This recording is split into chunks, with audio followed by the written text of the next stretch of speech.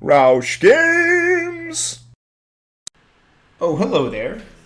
What are you doing all the way out here? You, as in every single one of my YouTube subscribers, and out here, as in the desert of my inner soul after my terrible, stupid, horrible third place finish in the Vanilla Gogurt UHC Season 3. There's an entire litany of things I've escaped from in not dealing with you guys or answering questions about it since then. I guess you tracked me down to get some answers, so why don't I pop in a little bit of background music and we'll get right to town on that.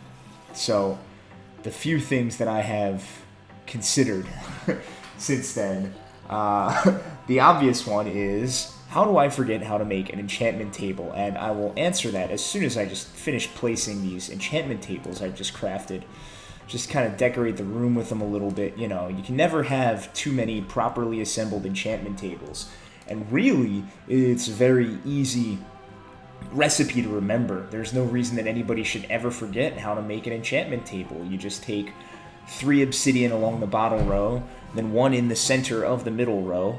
You flank the one in the center with 2 diamonds and just place a book on top in the center, and you do it over and over again, and you can enchant whatever you want and win whatever UHC mode you're in. Unfortunately, stress does weird things to the human mind, and in the 3rd and 4th hours of that bad night where I was just trapped in a cave the whole time yelling at a tree to grow, I couldn't remember that one on the spot, and I couldn't remember how to make an anvil either. Now, granted, I totally did not have enough material to make an anvil, so I could never have used that book I got anyway. I never got enough iron, because I didn't pick a cave. But I totally had enough for an enchantment table, and totally forgot how to make an enchantment table.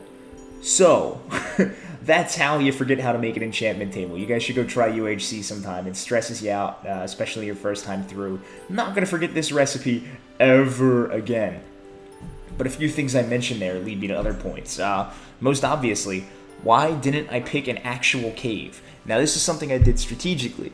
I did this because I really wanted to do the opposite of what people expected. When I watch people like the guys on Mindcrack or, other independent YouTubers play their ultra hardcore modes, they always search out a cave because resources are very easy to find in a game-rendered cave, as opposed to forcing yourself to burn through picks and strip mine and everything. You can just see where everything is. However, every other player in the game is also looking for a naturally occurring cave. So I thought, alright, if I dig into a random spot, camouflage it, as I did with smooth stone and dirt blocks and all that crap, and then find caves within that, it wouldn't be as obvious as looking for a hole on the surface that somebody else might find and come down and kill me while my back was turned. That's one idea I had that I am not mad at myself for, and that's something I'm probably going to keep doing because it just goes against the grain a little bit. I just happened to pick a bad area because, man, there was no iron, nothing anywhere. I thought I was doing great on armor, and then I went back and watched King of Sandwiches videos, King being the guy that won. He had armor like 5 episodes before I could complete a full set, and that's only because I manned up and took out the spawner. That leads me to another question some of you may have but have not asked is, you're yelling at a tree to grow. You finally break down, and you go into this spawner full of skeletons, and you clear it out, and then knock out the spawner, wall it off, rob the chests, whatever. You go back out and use all the bone meal, and the tree grows.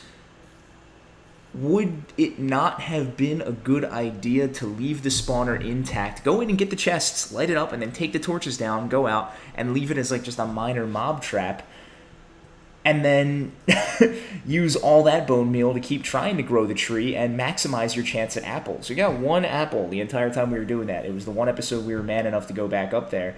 And that, you know what, honestly, I wish I had done that. But given the time frame when that tree finally grew, it was already getting pretty late. Mostly everybody was dead, and it wasn't far off that King and Ross decided it was time to assemble, and I had to leave that cave anyway. But for the future, if I'm ever lucky enough to dig in near a skeleton spawner, I'm going to use it for bone meal, and I'm going to have trees underground, and I'm going to get a lot of apples, because hopefully I'll be playing near a real cave that actually gives me some friggin' gold!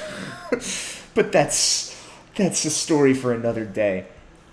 And then, what else did I do poorly? The spiders.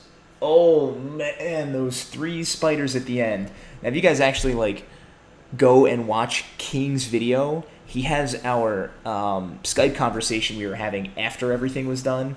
As we're doing like our medal ceremony, I didn't record it because we did it like a half hour after I died, so I didn't even think about it.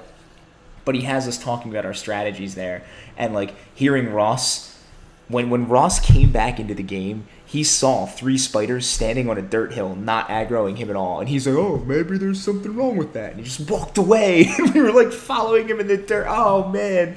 But the way we took out the spiders, if I had simply dug out that one block that was in front of me, that I had, I had one, basically, I'm back here. We got a dirt hill here, on this square. We got 2 mounds of dirt. This is empty space, and then that's a dirt wall. And I want them to jump down in the empty space. But it's only one long. I needed one more, and they would have come down. I could have killed all 3 of them and then gotten to the final fight with 8 hearts. Not really my smartest moment. And then, what are you going to do? When you get the king, you've got 3.5 hearts. I swung at him. I just couldn't connect. I was too far away, and he got me with 1 hit. He was all enchanted. His sword was pretty friggin' boss. If you go watch his videos, I had no chance. I do think that I need to work on some things by next time, though. Some of those things, of course, being recipes, others being general strategy. And finally, I got to work on my PvP, guys. So I'm actually going to go take care of that right now. We're going to start training because I'm pretty sure on Blind Miners we're going to be doing some PvP stuff in the near future. We'll probably have our own UHC mode coming up, and, well, I don't feel as good as I should about my finish in the Vanilla Gogurt server. So, we're going to go train right now, guys. Wish us luck. Thanks for checking in. Thanks for letting me answer these questions. I'm going to go kill some stuff. Bye-bye.